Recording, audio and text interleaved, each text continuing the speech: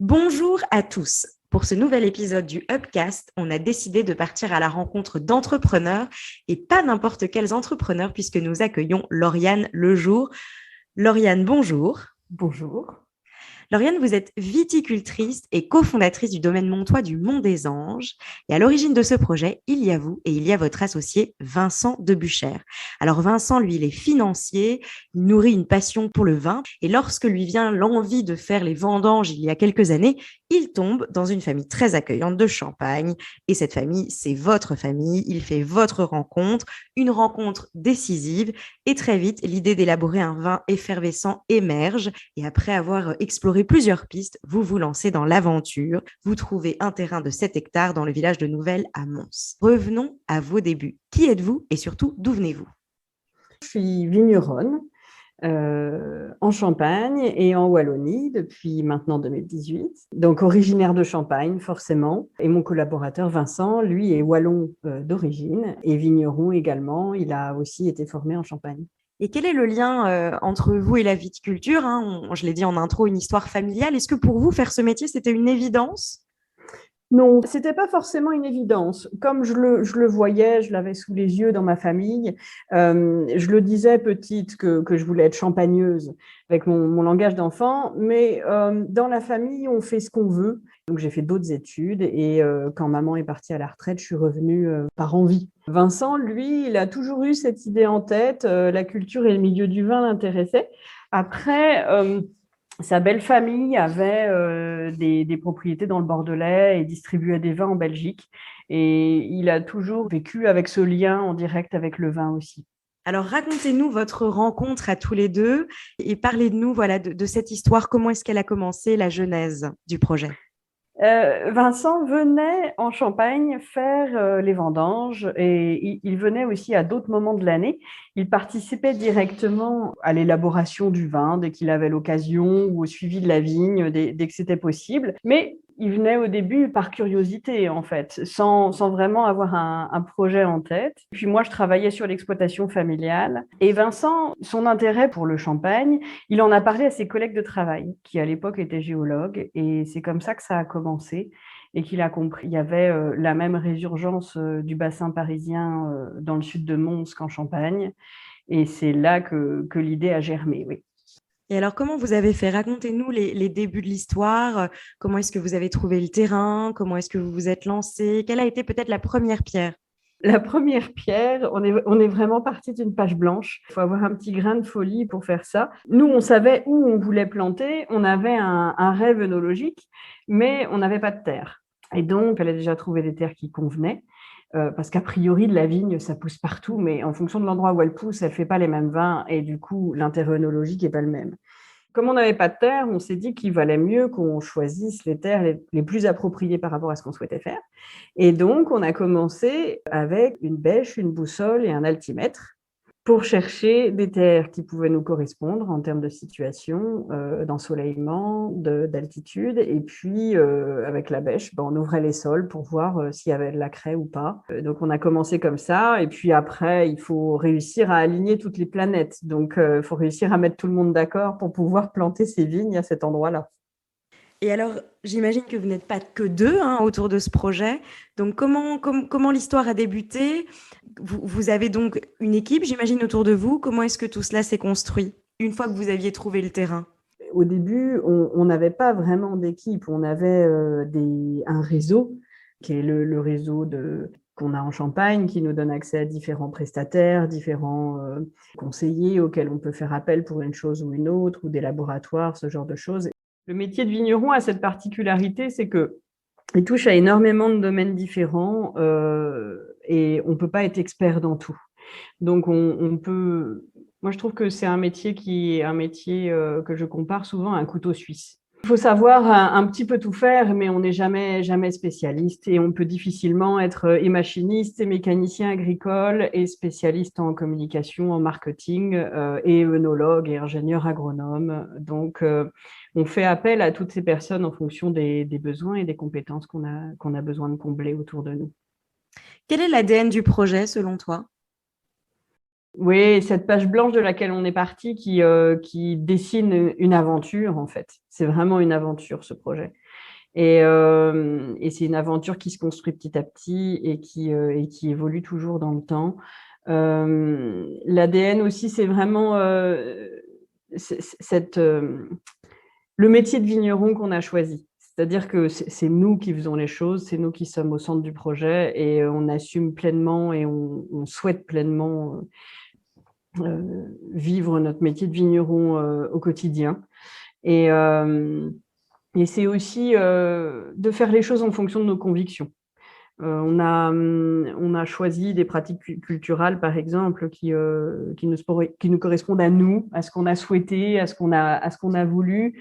Et c'est pour ça qu'on a un accompagnement avec le professeur Géjacli à Jean Blou, parce qu'on a vraiment un accompagnement qui est plutôt construit autour d'une relation humaine et d'une discussion constructive que simple grille à laquelle on doit correspondre, en fait. Et quand tu parles de pratiques culturelles, tu peux développer que vous avez choisi? Oui, c'est-à-dire qu'on a choisi une viticulture respectueuse de l'environnement. Ça nous semblait évident. Donc, d'office, on a planté avec une densité de plantation qui est la moitié de ce qu'on a à peu près en Champagne. Donc, on a fait dès le départ le choix d'une viticulture plus extensive, parce que grâce à ça, ça permet de pouvoir désherber mécaniquement plus facilement, donc de travailler sans herbicides. On travaille sans insecticides. Pour les fongicides, on utilise des fongicides utilisés en agriculture biologique. Mais en plus, pour les appliquer, on utilise des panneaux récupérateurs. Donc, c'est un système de récupération qui permet d'éviter que nos produits phytosanitaires soient diffusés dans l'environnement et on économise jusqu'à moitié de cuivre et de soufre à l'année grâce à ça. Et ça, c'était dès le début, en fait, dès 2018. C'était vraiment une volonté quand on a fait notre première plantation. Alors, est-ce que pour créer un vignoble, il faut faire preuve de créativité? Oui, oui, il faut faire preuve de créativité. Pas la créativité au sens où on va pas réinventer le vin et la vigne. Ça existe depuis des siècles. On est des milliers et des milliers dans le monde à faire du vin et à cultiver de la vigne. Donc, il ne faut vraiment pas avoir la prétention de réinventer quoi que ce soit ou de créer quoi que ce soit. On ne part jamais vraiment de rien. Maintenant, oui, il faut être créatif dans le sens où ça demande une grosse faculté d'adaptation. On a beaucoup de facteurs qu'on ne maîtrise pas, principalement les facteurs météorologiques, mais aussi bien d'autres qu'on ne maîtrise pas et qui sont juste liés au fait qu'on entreprend, en fait. Qu'on entreprend et qu'on entreprend dans une structure qui débute, qui en est à ses premières années, alors que les choses dans le domaine du vin se font sur du très, très long terme. Donc oui, il faut être créatif, il faut savoir s'adapter, il faut être réactif, savoir trouver parfois d'autres solutions, inventer d'autres solutions, ou du moins pas celles qu'on avait imaginées, quoi. Tu penses à des exemples concrets qui te viennent en tête quand je te dis faire preuve de créativité? Oui, c'est s'arranger autrement quand on a des pannes de matériel, c'est trouver d'autres solutions quand on a des soucis d'approvisionnement, ce qui est fortement le cas en ce moment. Et c'est trouver aussi d'autres solutions pour protéger ses cultures quand on a des années, des millésimes qui sont compliqués comme 2021 par exemple. Oui. Qu'est-ce qui a été le plus difficile jusqu'à présent pour toi, pour vous? Le plus difficile, mais ça, je pense que ça le restera, ça l'est depuis le début et ça le restera toujours, c'est que le métier de vigneron est particulièrement fatigant et engageant physiquement.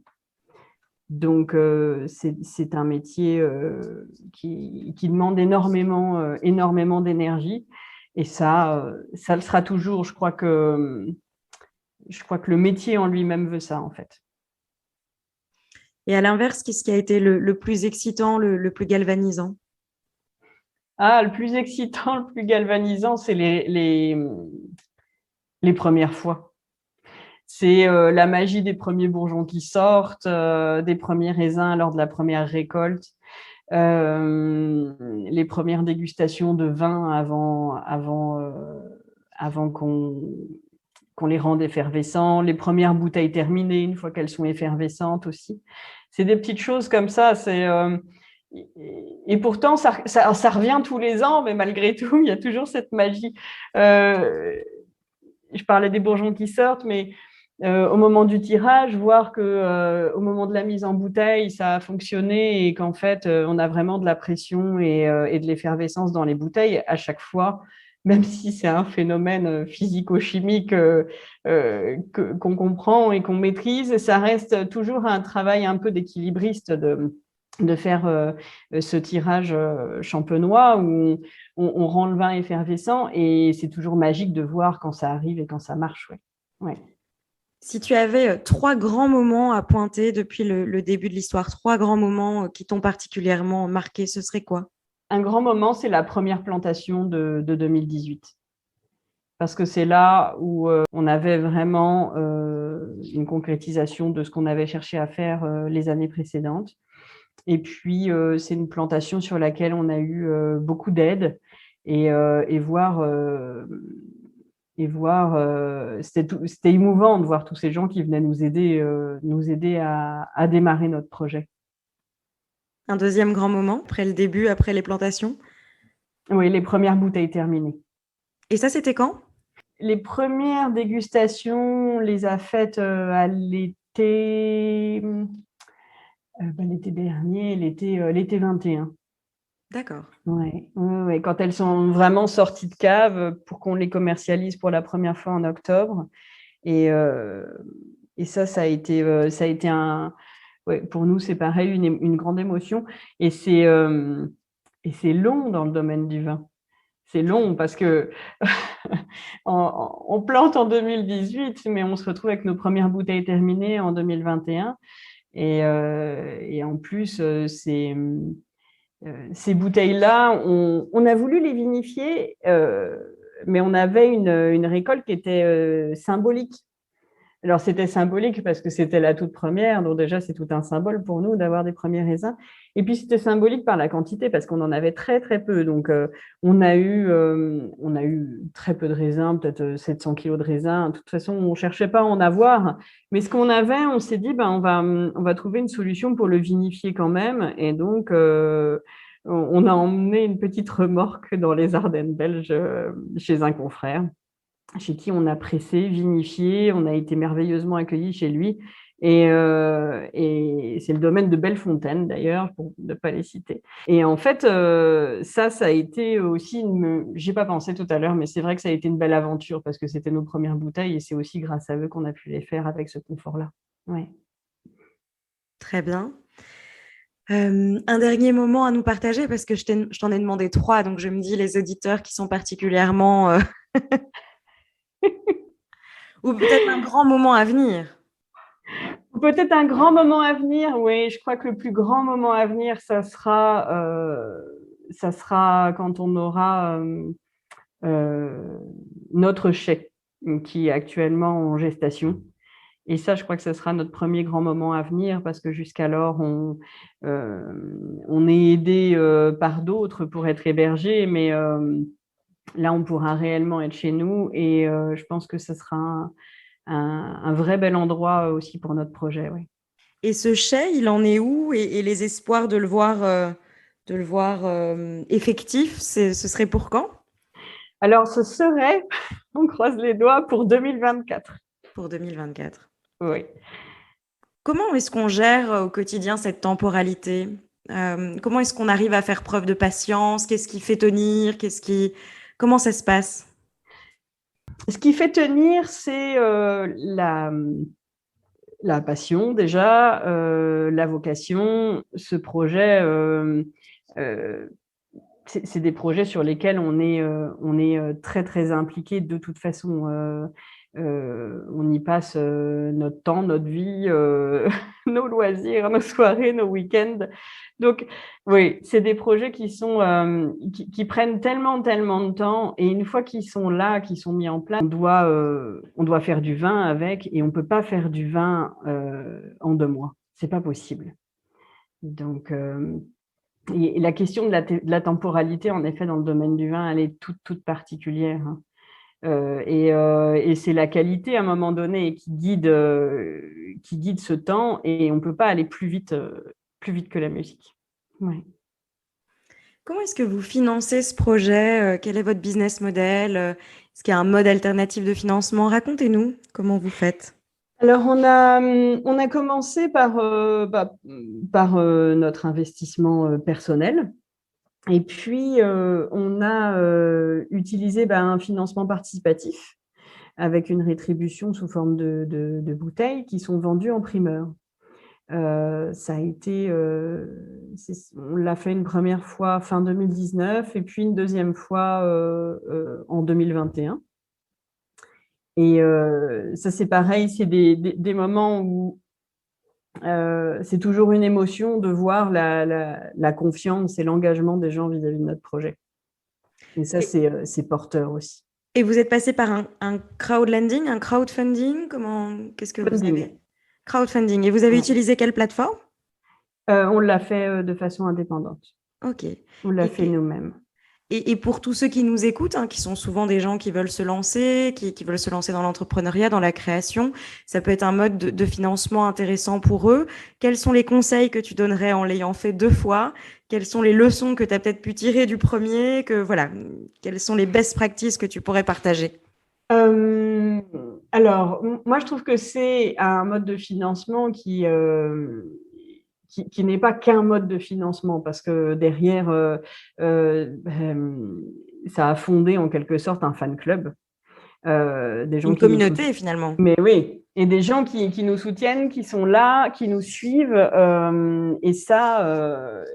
voilà, ça va au-delà du financement. Moi, ce que je conseillerais surtout, c'est le faire par une plateforme ou de façon indépendante. Je crois que à la limite, peu importe. C'est surtout que nous, tel que ça a été construit, c'est quand même quelque chose qui demande beaucoup de temps en termes de gestion, parce qu'il y a un dispatch à faire des bouteilles sur un certain nombre d'années. Et donc, ça demande un petit peu de temps et un petit peu d'organisation. C'est surtout Vincent qui s'en occupe d'ailleurs. Et c'est vrai que c'est beaucoup de travail. Donc, ça, c'est à prendre en compte dans le choix de ce mode de financement. Et on parle de combien de personnes, plus ou moins, dans la communauté? Combien de montants levés? On parle de 180 personnes. Et sur les montants levés, il faudrait demander à Vincent, parce que j'ai pas les montants en tête. En tout D'accord. cas, c'est des packs qui sont entre 500 et 5000 euros le pack, et qui donnent en échange droit à des bouteilles. Alors, reconnaître la valeur de l'échec, hein, c'est crucial pour avancer et pour créer, surtout quand on entreprend. Est-ce que vous pouvez nous parler de votre rapport, est-ce que tu peux nous parler, il faut que je mette ça au-dessus parce que je suis passée très vite au-dessus. Donc, est-ce que tu peux nous parler de ton rapport à l'échec et au challenge et peut-être aux leçons que tu as pu tirer là déjà de ces premières années au Mont des Anges? Le rapport à l'échec, je crois que ça fait partie intégrante du métier Enfin, l'échec fait partie intégrante du métier de vigneron. Tout simplement parce qu'il y a ce facteur météorologique qu'on ne maîtrise pas.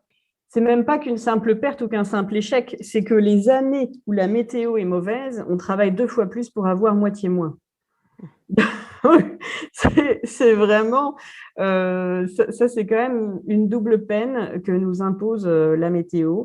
Et ce rapport à l'échec, surtout, moi, c'est le fait d'en tirer les leçons, les enseignements, mais c'est surtout de voir les choses sur du long terme. C'est-à-dire de raisonner les choses sur des moyennes quinquennales ou septennales. Et ce qu'on a beaucoup de mal à faire pour le moment, parce que le projet est très jeune.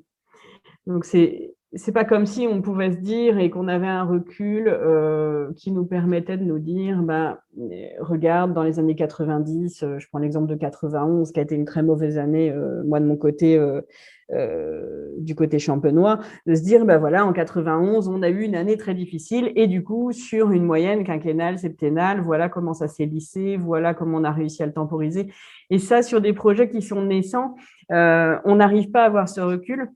Et puis, ça fait d'autant plus de mal que, justement, c'est des périodes où on a besoin vraiment de ne pas avoir d'aléas comme ça, de ne pas avoir de pertes. On a besoin d'optimiser les choses parce que c'est ce qui aussi permet au projet de vivre et de continuer.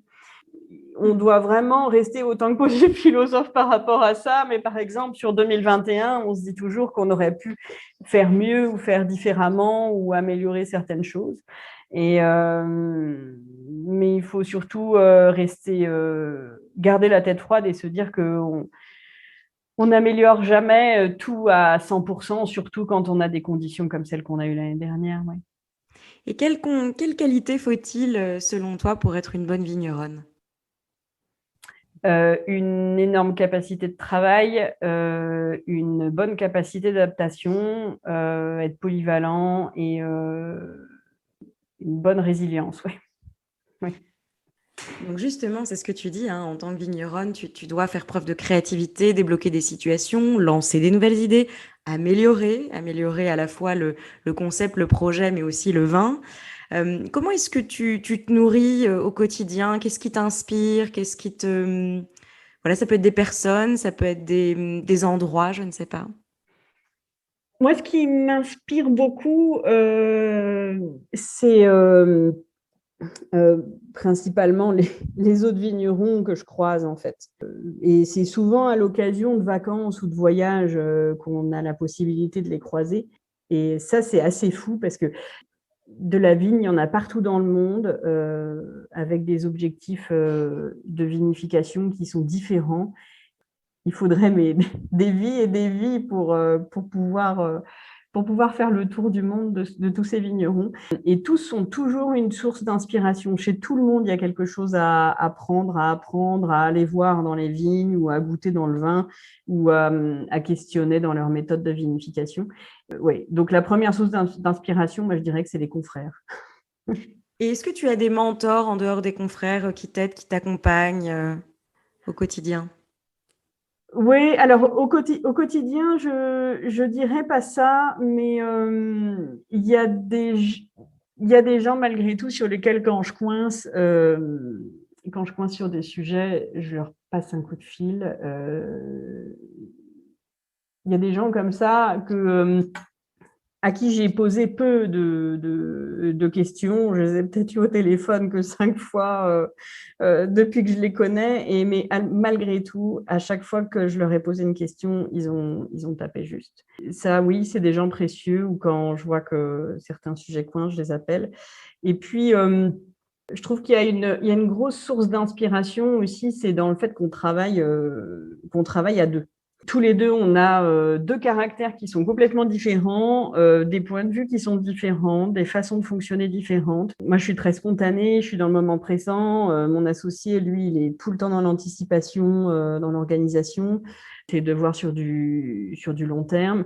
Là-dessus, on est complètement différents, mais à la fois, ça crée une forme de tandem et c'est ce qui fait qu'on a une émulation ensemble autour de ce projet. Ouais. Comment est-ce que vous partagez les tâches? Comment est-ce que vous travaillez tous les deux? Donc, on est tous les deux à la vigne et on est tous les deux dans le vin. Ça, dès le début, c'est quelque chose qu'on a souhaité parce que c'est le cœur du métier et moi, j'aime assez que toute personne qui participe à notre projet doit aussi participer à la vigne et au vin et parce que c'est sa raison d'être en fait. Et donc, tous les deux, on participe à ça. Et alors après, lui gère, comme il est sur place, il gère plus de choses que moi. Il gère déjà toute la partie administrative. Ça, c'est un énorme travail.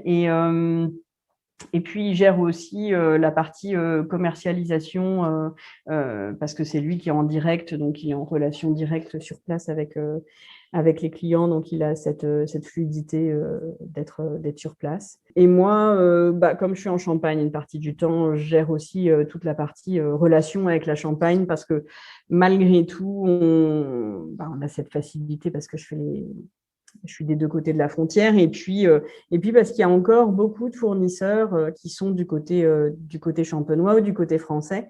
Même s'il y a de plus en plus de fournisseurs du côté wallon, on a encore besoin d'aller chercher des fournisseurs du côté français. C'est moi qui fais l'interface avec eux.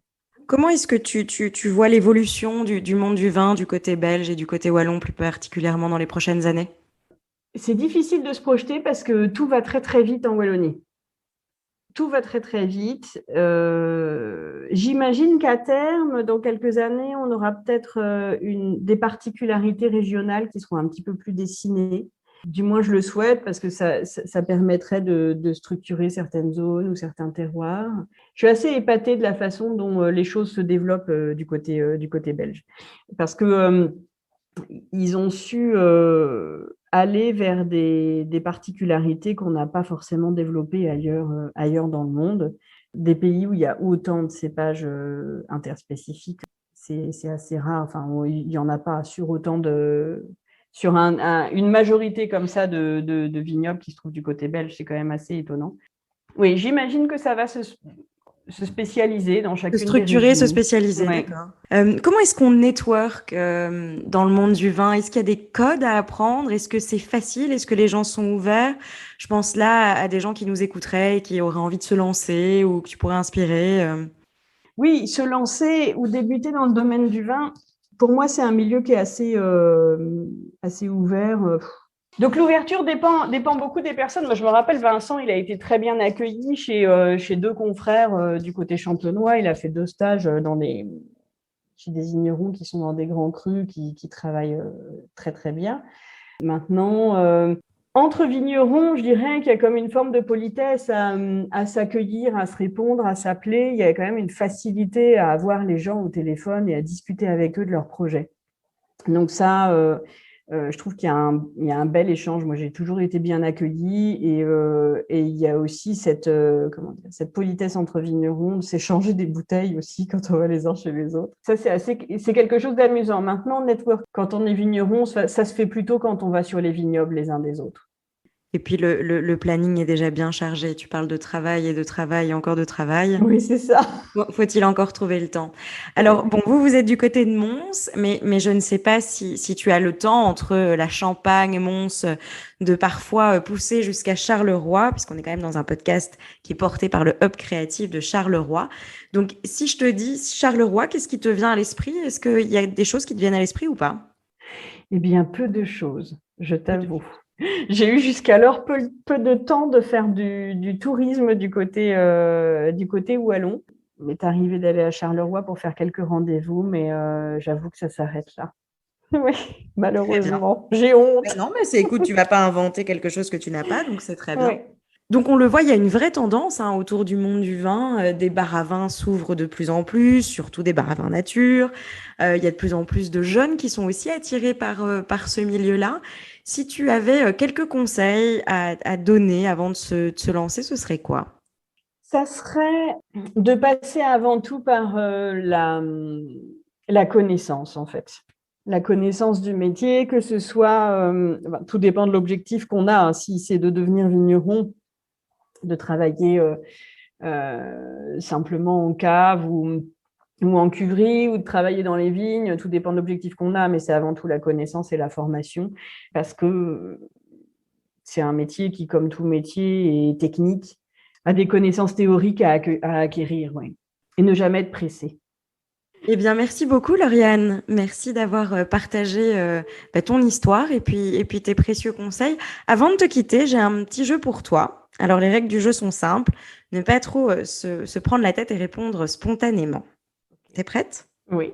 Une personne créative qui t'inspire, que tu apprécies pour son travail. Ça peut être un artiste, ça peut être un chanteur, ça peut être un vigneron, une vigneronne. Fabienne Verdier. Une musique pour être dans les vignes, pour s'échapper, pour s'évader. Une musique pour être dans les vignes. Ou un podcast à écouter dans les vignes. Un podcast à écouter dans les vignes. Je me souviens que tu me disais que tu écoutais des podcasts. Tiens, j'écoute souvent Pauline Léniaud. Le gratin, alors. Le gratin, oui. Un mantra pour s'inspirer. Est-ce que tu as des citations comme ça ou un mantra que tu aimes bien? Il y en a deux. C'est ne rien s'interdire et ne s'obliger à rien. Et ils savaient que c'était impossible, alors ils l'ont fait. Un lieu pour partir en vacances. À la montagne, la Haute-Savoie. Un exercice, alors ça c'est un peu plus difficile, un exercice à donner à nos auditeurs et à nos éditrices pour stimuler leur créativité. Un exercice pour stimuler leur créativité. Alors ça, c'est drôle. Ou alors ton conseil pour, ou ton petit tips pour se détendre, ou la petite chose que tu fais pour... voilà, qu'est-ce que tu as l'habitude de faire pour déconnecter un peu? Qu'est-ce que tu aimes? Pour déconnecter, aller voir une exposition. Eh bien, c'est parfait. On Ça retiendra permet de rentrer dans l'univers de quelqu'un et de s'immerger et d'oublier. Oui. Parfait. Eh bien, merci beaucoup, Lauriane Lejour. Mais je t'en C'est prie. la fin de cet épisode et voilà, j'étais ravie de partager ce moment avec toi. Moi aussi. On peut suivre vos aventures, j'imagine, sur les réseaux sociaux et sur votre Oui. site internet. C'est ça, mondesanges.be. Très bien, merci beaucoup. Merci.